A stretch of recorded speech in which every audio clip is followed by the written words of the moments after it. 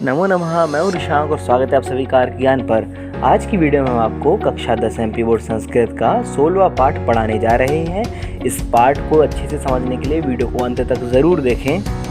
ऐसे और पाठों की वीडियो और प्रश्नोत्तरों की वीडियो और आप देखना चाहते हैं तो हमारे चैनल को सब्सक्राइब कर लें और नोटिफिकेशन बेल को ऑल पर ऑन कर लें ताकि आपको हमारी वीडियोज़ की नोटिफिकेशन सबसे पहले मिल सकें। अगर वीडियो पसंद आए तो वीडियो को लाइक करना ना भूलें और इसे ज़्यादा से ज़्यादा शेयर करें। तो चलिए बिना वक्त गंवाए शुरू करते हैं हमारा आज का पाठ।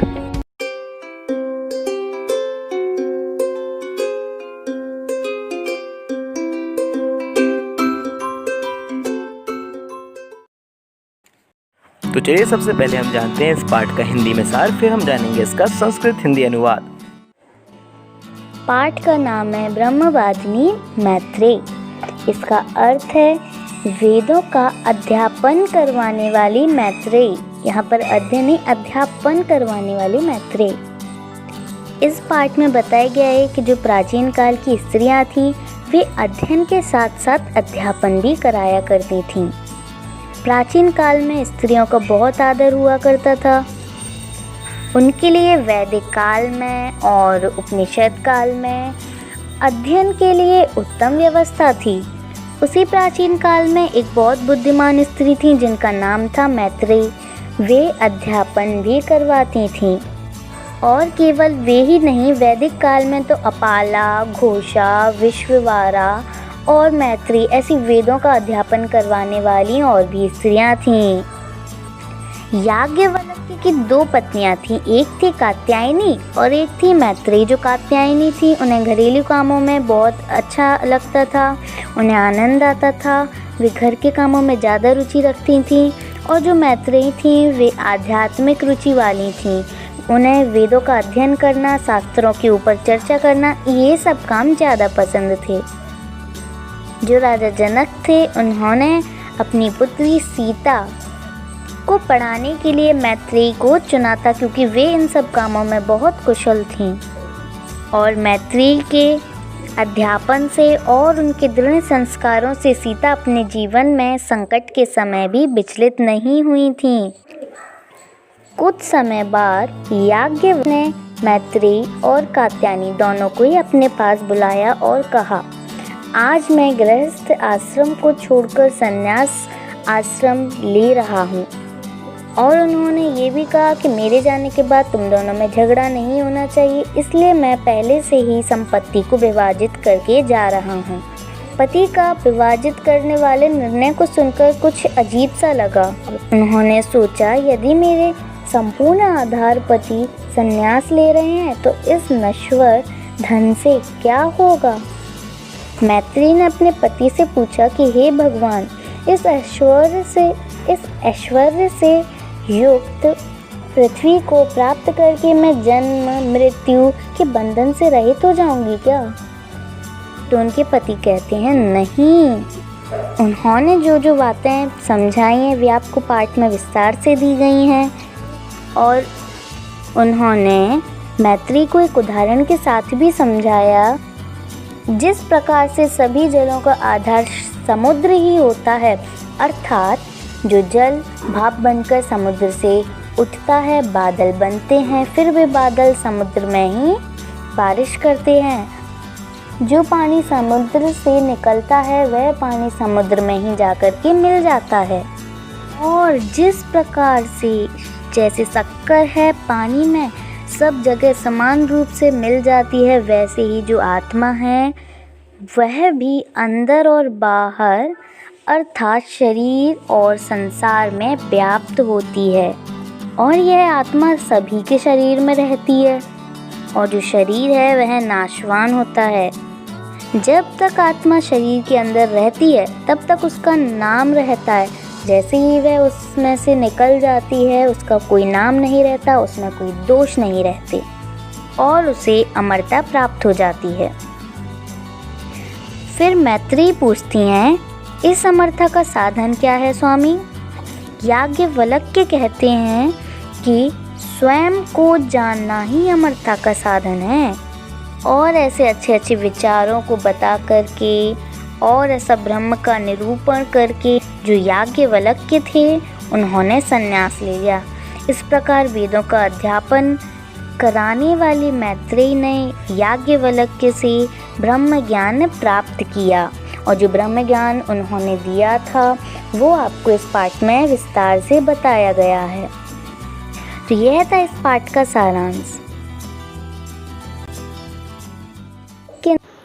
नमो नमः। आज हम कक्षा 10वीं का षोडशः पाठः ब्रह्मवादिनी मैत्रेयी पढ़ेंगे, जिसका अर्थ है ब्रह्मवादिनी, वेदों का अध्यापन कराने वाली मैत्रेयी। प्राचीन कालादेव स्त्रीणाम आदरः लोके विद्यते। प्राचीन कालादेव, कालात धन एव, प्राचीन काल से ही स्त्रीणाम माने स्त्रियों का आदरः लोके विद्यते, आदर संसार में होता रहा है। हमारे भारत देश में स्त्रियों का सम्मान आज से नहीं बल्कि प्राचीन काल से, आदि काल से होता चला आ रहा है। वैदिक काले उपनिषद काले च तासाम् अध्ययनस्य उत्तमः व्यवस्था आसीत् एव। वैदिक काले, वैदिक काल में, उपनिषद काले च, और उपनिषद काल में, तासाम माने उनकी, उनकी किसकी? स्त्रियों की। अध्ययनस्य उत्तमः, अध्ययन की उत्तम व्यवस्था आसीत् एव, व्यवस्था थी। यानी प्राचीन काल में, वैदिक काल में, उपनिषद काल में जो स्त्रियों की शिक्षा थी उसकी कैसी व्यवस्था थी? उत्तम व्यवस्था थी। उपनिषद काले स्त्री शिक्षायाः महत्वम अधिकम आसीत्। उपनिषद काल में स्त्री शिक्षा का महत्व अधिक था। ताह माने वे माने कौन? स्त्रियां। वेद अध्ययनम अपि कुर्वन्ति, वेद का अध्ययन भी करती थीं। इस माने थीं, जहाँ पर वर्तमान काल की क्रिया लगी होती है और बाद में स्म लगा होता है तो वहाँ उसका अर्थ भूतकाल में परिवर्तित हो जाता है। जैसे कुर्वन्ति स्म, करती थी। तासाम उपनयन संस्काराः अपि भवति स्म। तासाम माने उनका, उनका माने किसका? किसकी चर्चा चल रही है इधर पे? किसकी बात चल रही है? स्त्रियों की। स्त्रियों का उपनयन अर्थात यज्ञोपवीत संस्कार भी हुआ करता था। मध्य युगे परकीय आक्रमण ही तासाम स्थिति शोचनीयताम गता, शोचनीयताम गता, शोचनीय हुई। मध्य युग में दूसरों के आक्रमणों से उनकी जो स्थिति थी वो कैसी हो गई? शोचनीय हो गई। स्त्री शिक्षायाः मार्गम अवरुद्धा अभवत्, और स्त्रियों की शिक्षा का जो मार्ग था अवरुद्ध हो गया या रुक गया। परंतु प्राचीन काले तासाम स्थिति ही उत्तमः आसीत्, लेकिन प्राचीन काल में उनकी जो स्थिति थी बहुत अच्छी थी। नार्यः न केवलं पठन्ति स्म अपितु पाठयन्ति स्म। नार्यः माने नारियां, न केवलम माने न केवल, पठन्ति माने पढ़ती थीं, अपितु क्या करवाती थी? पाठयन्ति स्म, पढ़ाती भी थी। मैत्रेयी न केवलम शिक्षिता तपस्विनी स्त्री अपितु प्रसिद्धा अध्यापिका ब्रह्मवादिनी च आसीत्। मैत्रेयी न केवल शिक्षित तपस्विनी स्त्री थी बल्कि प्रसिद्ध अध्यापिका और वेदों का अध्यापन कराने वाली थी। उपनिषद काले तस्याः महती प्रतिष्ठा आसीत्। उपनिषद काल में उनका बहुत सम्मान या बहुत प्रतिष्ठा थी। उपनिषद काल में उनकी बहुत प्रतिष्ठा थी या उस समय उनका बहुत सम्मान था।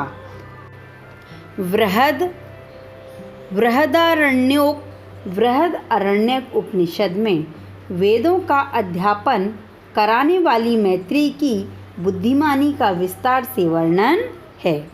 तामेव संक्षेपेण प्रस्तौति पाठो अयम। उसको ही संक्षेप में यह पाठ प्रस्तुत कर रहा है। इस पाठ में उन्हीं बातों का संक्षेप में वर्णन किया गया है। तो चलिए प्रारंभ करते हैं हम पाठ को। भारतीय समाजे नारी सदैव सम्मानार्हा पूज्या च अस्ति। अतएवोक्तम। समाजे माने समाज में, भारतीय समाज में नारी सदा ही सम्मान के योग्य और पूज्य है। इसलिए कहा गया है, यत्र नार्यास्तु पूज्यन्ते रमन्ते तत्र देवताः, यत्र एतास्तु न पूज्यन्ते सर्वस्तत्र फलः क्रिया। अर्थात यत्र नार्यास्तु पूज्यन्ते, जहाँ नारियों की पूजा होती है, पूजा से अर्थ है सम्मान, जहाँ नारियों का सम्मान होता है, रमन्ते माने रहते हैं, तत्र देवताः वहाँ देवता निवास करते हैं। और नीचे की पंक्ति को देखिए, यत्र ही तास्तु, और जहाँ पर न पूज्यन्ते, जहाँ पर स्त्रियों का सम्मान नहीं होता है, सर्वस्तत्र अफला क्रिया, वहाँ सभी प्रकार की क्रियाएं अफल होती हैं, अर्थात फल को देने वाली नहीं होती हैं। किस प्रकार की हो जाती हैं? विफल हो जाती हैं। तो चलिए इस श्लोक का एक बार फिर से अनुवाद देखते हैं। जहाँ नारियों की पूजा होती है वहाँ देवता आनंदित होते हैं, अर्थात निवास करते हैं। और जहाँ नारियों की पूजा अर्थात सम्मान नहीं होता है, वहाँ सारे काम असफल हो जाते हैं या विफल हो जाते हैं। यत्र नारीणाम आदरः भवति तत्र देवताः स्वयं निवसन्ति। जहाँ नारियों का सम्मान होता है वहाँ देवता स्वयं निवास करते हैं। परम यत्र ताः अपमानिताः भवन्ति, परंतु जहाँ ये अपमानित होती हैं, अर्थात जहाँ पर स्त्रियों का अपमान किया जाता है, तत्र सर्वाणि कार्याणि विफलानि भवन्ति, वहाँ सारे कार्य विफल हो जाते हैं। भारते वैदिक काले उपनिषद काले च नारी शिक्षिता आसीत्। भारत में वैदिक काल में और उपनिषद काल में नारी शिक्षित थी। सा न केवलम अध्ययनम अपितु सूक्त रचना अपि करोति। सा सामान्य वह किसकी बात हो रही? स्त्रियों की। सा न केवलम अध्ययनम, वह न केवल अध्ययन करती थी, अपितु सूक्त रचना अपि करोति, बल्कि वैदिक सूक्तों अर्थात मंत्रों की रचना भी किया करती थी। वैदिक काले अपाला, घोषा, विश्ववारा, मैत्रेयी एतादृशः ब्रह्मवादिन्यः आसन्। वैदिक काल में अपाला, घोषा, विश्ववारा, मैत्रेयी ऐसी ही वेदों का अध्यापन कराने वाली थीं। उपनिषद काले ताः जीवन विषयकम जगत विषयकम च ज्ञानम अधिगंतुम इच्छन्ति स्म। उपनिषद काल में वे जीवन के विषय में और संसार के विषय में जानना चाहती थीं। उपनिषद काले वेद अध्ययनस्य कृते, उपनिषद काल में वेद अध्ययन के लिए तासाम उपनयन संस्कारम अपि क्रियते, उनका उपनयन संस्कार भी किया जाता था। उपनयन संस्कार के बारे में पहले भी बताया है। यज्ञोपवीत संस्कार, जिसको हम क्या बोलते हैं? उपनयन संस्कार को क्या बोलते हैं? यज्ञोपवीत संस्कार भी बोलते हैं। तो ये संस्कार भी पहले महिलाओं का या स्त्रियों का हुआ करता था। अपने भारत में स्त्री और पुरुष में कभी भी भेद नहीं था। ये भेदभाव की जो स्थिति है, अनपढ़ वाली स्थिति है और ऊंच नीच की जो स्थिति है, वो बीच के समय में आई। ना हमारे यहाँ पर्दा प्रथा थी और ना हमारे यहाँ पे पहले स्त्रियों को अशिक्षित रखने का कोई रिवाज था। पुरा कल्पितु नारीणां मौञ्जी बंधन मिष्यति, मौञ्जी बंधनम इष्यति इत्यनेन स्मृति वचनेन तद ज्ञायते। क्या माने पहले समय में स्त्रियों का यज्ञोपवीत संस्कार होता था। इस स्मृति के वाक्य से यह भी ज्ञात होता है। अगला पैराग्राफ देखेंगे। याज्ञवल्क्यस्य भार्याद्वयम् आसीत्। याज्ञवल्क्य की 2 पत्नियां थीं, कात्यायनी मैत्रेयी च। कात्यायनी और मैत्रेयी। कात्यायनी गृह कर्म कुशला आश्रम व्यवस्थां पश्यति स्म। जो कात्यायनी थी वो घर के काम में कुशल और आश्रम की व्यवस्था को देखा करती थी। मैत्रेयी आध्यात्मिक रुचि संपन्ना वेद अध्ययनम शास्त्र चर्चां च कुर्वती आसीत्। मैत्रेयी आध्यात्मिक रुचि वाली वेदों के अध्ययन में और शास्त्रों की चर्चा करती थी। महाराज जनकः तस्याः पांडित्यम अध्यापन कौशलम ज्ञात्वा ताम सीताम अध्यापितुम नियोजितवान। महाराज जनक ने उनके ज्ञान और अध्यापन की कुशलता को जानकर उनको सीता को पढ़ाने के लिए नियुक्त किया। नियोजित पान माने नियुक्त किया। मैत्रेयी सीतां वेदानां संस्काराणां इंद्रिय निग्रहणस्य च ज्ञानं दत्तवती। मैत्रेयी ने सीता को वेदों के संस्कारों का और इंद्रियों के संयम का ज्ञान दिया। एतादृशेन अध्यापनेन दृढसंस्कारैः च सीता स्वजीवने संकटकाले अपि न विचलिता अभवत्। इस प्रकार के अध्यापन से और दृढ़ संस्कारों से सीता अपने जीवन में संकट के समय में भी विचलित नहीं हुई। एकदा याज्ञवल्क्यः मैत्रेयीं कात्यायनीं च आहूतवान् तथा उक्तवान्। आहूतवान् माने बुलाया और उक्तवान् माने होता है कहा। एक बार याज्ञवल्क्य ने, एकदा माने एक बार, याज्ञवल्क्य माने याज्ञवल्क्य ने मैत्रेयी और कात्यायनी को बुलाकर कहा, अद्य अहम गृहस्थ आश्रमं त्यक्त्वा संन्यास आश्रमं स्वीकरोमि। आज मैं गृहस्थ आश्रम को छोड़कर संन्यास आश्रम ले रहा हूँ। मम गमनांतरम युवयोः मध्ये कलह मा भवतु। मेरे जाने के बाद, अनंतरम माने बाद, तुम दोनों के बीच झगड़ा नहीं होना चाहिए। युवयोः मध्ये माने तुम दोनों के बीच, कलह माने कलह या झगड़ा, मा भवतु नहीं होना चाहिए। अतः माने इसलिए, संपत्ति विभाजनम कृत्वा एव गच्छामि इति। इसलिए मैं संपत्ति का विभाजन करके ही जाना चाहता हूँ या जा रहा हूँ। पत्युः निर्णयं श्रुत्वा मैत्रेयी चिंतामग्ना अभवत्। पति के निर्णय को सुनकर मैत्रेयी सोच में पड़ गई। यदि मम सर्वाधारः पतिः संन्यासं स्वीकरोति। यदि मेरे संपूर्ण आधार पति संन्यास ले रहे हैं, तर्हि माने तो, एतेन माने इस नश्वरेण धनेन किम, तो इस नश्वर धन से क्या होगा।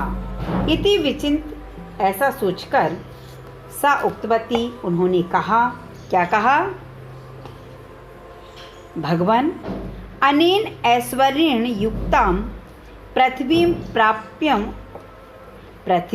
प्राप्य अहम अमृता भविष्यामि वा। हे भगवान, इस ऐश्वर्य से युक्त पृथ्वी को प्राप्त करके मैं जन्म मृत्यु के बंधन से रहित अर्थात अमर हो जाऊंगी क्या। धनेन, धनिकः मनुष्यः यथा जीवनं सुखेनैव यापयति तथैव भवत्यः अपि जीवनं सुखमयं भवेत्। धन से धनी मनुष्य जिस प्रकार जीवन सुख से बिताता है, उसी प्रकार आपका भी जीवन सुखमय हो जाएगा। परंतु इस धन से अमरता नहीं प्राप्त होती है। क्या? इस धन से मनुष्य को क्या अमरता प्राप्त नहीं होती है। परम एतेन धनेन अमृतत्वं न प्राप्यते, परंतु इस धन से अमरता प्राप्त नहीं होती है। इति याज्ञवल्क्यः उक्तवान, ऐसा याज्ञवल्क्य ने कहा। तत् श्रुत्वा मैत्रेयी आवदत्, यह सुनकर मैत्रेयी बोली, यदि वित्तेन न अहम अमृता भविष्यामि, यदि धन से मैं अमर नहीं होंगी, तर्हि माने तो धनम स्वीकृत्य किम करोमि, तो धन को स्वीकार करके या धन को लेकर मैं क्या करूंगी। यत् अमृतत्वस्य साधनम अस्ति तद वदतु भवान। यत् माने जो, अमृतत्वस्य माने होता है अमरता का, साधनम माने साधन है, तद वदतु भवान, वह आप बताओ। स्वपत्न्या, स्व माने अपनी, पत्न्या माने पत्नी की, अपनी पत्नी की ब्रह्म जिज्ञासाम ज्ञात्वा, ब्रह्म यानी परमात्मा को जानने की जिज्ञासा को जानकर याज्ञवल्क्यः, याज्ञवल्क्य ने आत्मनिरूपणम आरब्धवान, आत्मनिरूपण अर्थात दर्शन आरंभ कर दिया। मैत्रेयी पत्न्या कृते पति प्रियः भवति, पुत्रः प्रियः भवति। हे मैत्रेयी, पत्नी के लिए पति प्रिय होता है, पुत्र प्रिय होता है, परम सः पुत्रस्य कृते पत्युः कृते वा प्रिया न भवति, परंतु वह पुत्र के लिए या पति के लिए प्रिय नहीं होती है। अपितु आत्मनः कृते प्रिया भवति, बल्कि स्वयं के लिए प्रिय होता है। तथैव धनम प्रियम भवति, वैसे ही धन प्रिय होता है। देवः प्रियः भवति, देवता प्रिय होते हैं। परम सर्वम आत्मनः कृते एव, परंतु सब स्वयं के लिए ही होता है। यस्मिन् आत्मनि वयं स्नेहयामः सः एकः एव, जिस आत्मा पर हम प्रेम करते हैं वह एक ही है। अयम ब्राह्मणः अयम क्षत्रियः इति एतेषां शरीराणि भिन्नानि भवन्तु। यह ब्राह्मण है, यह ब्राह्मण है, यह क्षत्रिय है, ऐसे इनके शरीर अलग अलग हैं। इनकी क्या है? शरीराणि भिन्नानि, इनके शरीर अलग अलग हैं, परंतु तेषां शरीरेषु सर्वेषु आत्मा एक एव, परंतु उन सभी शरीरों में आत्मा एक ही है। यह सर्वाणि भूतानि आत्मनः भिन्नानि पश्यति सह मुक्तिं प्राप्तुं न शक्नोति। जो सभी प्राणियों को स्वयं से अलग देखता है वह मुक्ति नहीं पा सकता है। सर्वेषु शरीरेषु एकः एव आत्मा इति यः जानाति सः मुक्तिं प्राप्नोति। और सर्वेषु शरीरेषु माने सभी, शरीरेषु माने शरीरों में, सभी शरीरों में एक ही आत्मा है ऐसा जो व्यक्ति जानता है वह मुक्ति पाता है।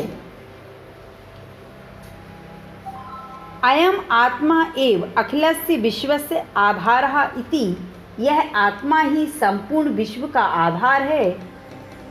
इति ऐसा कथम माने कैसे, इति तम मैत्रेयी अपृच्छत्, यह उन याज्ञवल्क्य से किसने पूछा, मैत्रेयी अपृच्छत्, मैत्रेयी ने पूछा। याज्ञवल्क्यः उदाहरणेन स्पष्टं कृतवान्, और याज्ञवल्क्य ने उदाहरण के द्वारा स्पष्ट किया। यथा जैसे सर्वस्य जलस्य समुद्रः एव आधारः, जैसे सभी जलों का समुद्र ही आधार है। समुद्रात् निर्मितं जलं पुनः समुद्रे एव विलीनं भवति, जैसे समुद्र से बना जल फिर समुद्र में ही विलीन हो जाता है या मिल जाता है।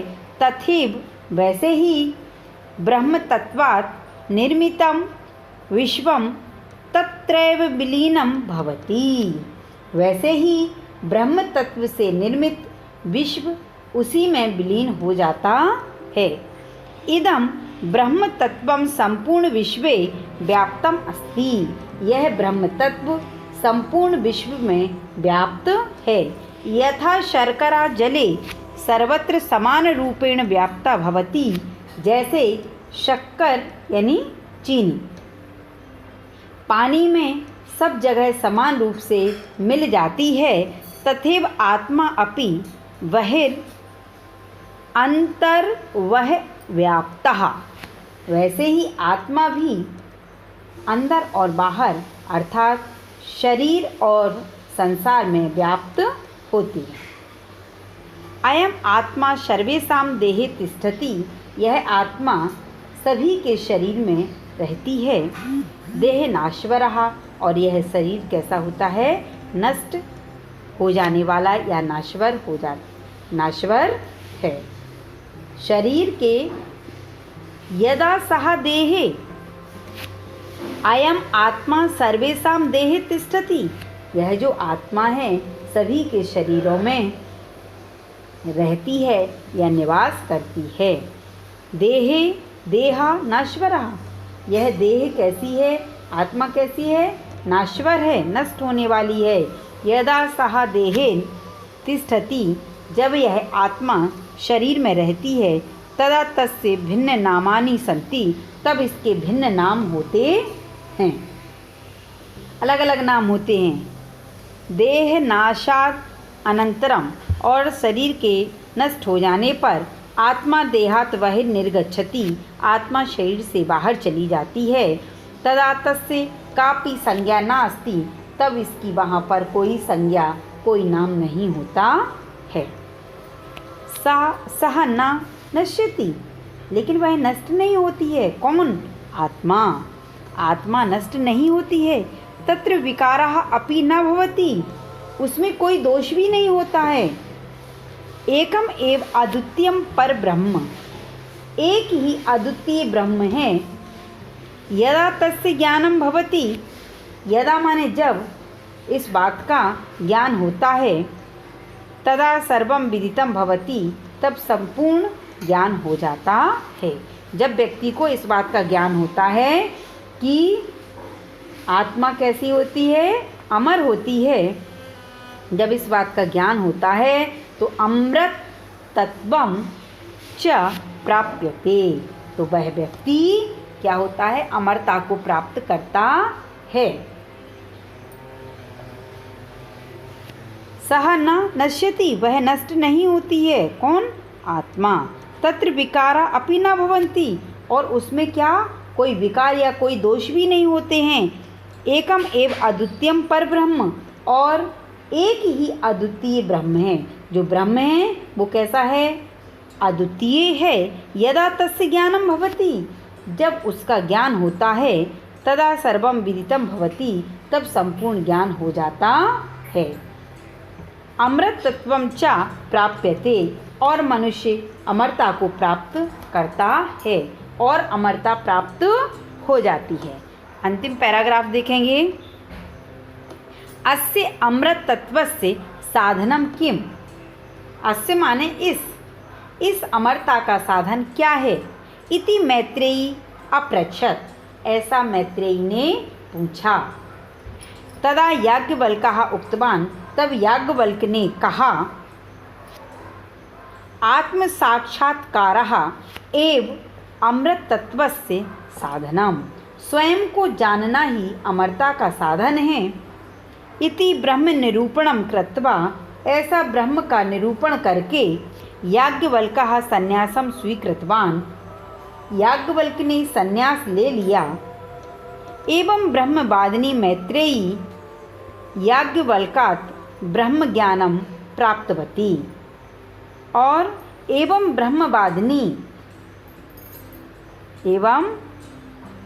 ब्रह्मवादिनी इस प्रकार वेदों का अध्ययन कराने वाली मैत्रेयी ने याज्ञवल्क्य से ब्रह्म ज्ञान प्राप्त किया। नास्ति कुत्रचित् एतादृशी ब्रह्मवादिनी स्त्री, नास्ति नहीं है, कुत्रचित् माने कहीं पर भी, एतादृशी माने इस प्रकार की, ब्रह्मवादिनी माने जो ब्रह्मवादिनी है, ब्रह्म का ज्ञान कराने वाली है, ऐसी स्त्री कहीं नहीं है। या धनम विहाय ब्रह्म ज्ञानम इक्षति, कहीं भी ऐसी वेदों का अध्यापन कराने वाली स्त्री नहीं है जो धन को छोड़कर ब्रह्म ज्ञानम इक्षति, ब्रह्म ज्ञान को चाहती हो। अतः मैत्रेयी भारतीय संस्कृतौ आदर्शभूता, इसलिए मैत्रेयी भारतीय संस्कृति में आदर्शभूत हैं। यहाँ पर यह पाठ समाप्त होता है। धन्यवादम। तो आज के पाठ हम ये समाप्त करते हैं। आशा करते हैं आपको ये वीडियो पसंद आया हो। आप हमें कमेंट सेक्शन में ये लिख के बताएं कि सीता की गुरु कौन थी। आप इस सवाल का जवाब हमें कमेंट सेक्शन में बताइए, और साथ ही साथ वीडियो को लाइक करना ना भूलें। इसे शेयर भी करें अपने दोस्तों के साथ, अपने क्लास ग्रुप में भी इसको आप शेयर कर सकते हैं। तो चलिए तब तक के लिए चलते हैं, मिलते हैं अगले वीडियो में इसके प्रश्नोत्तरों के साथ। नमो नमः।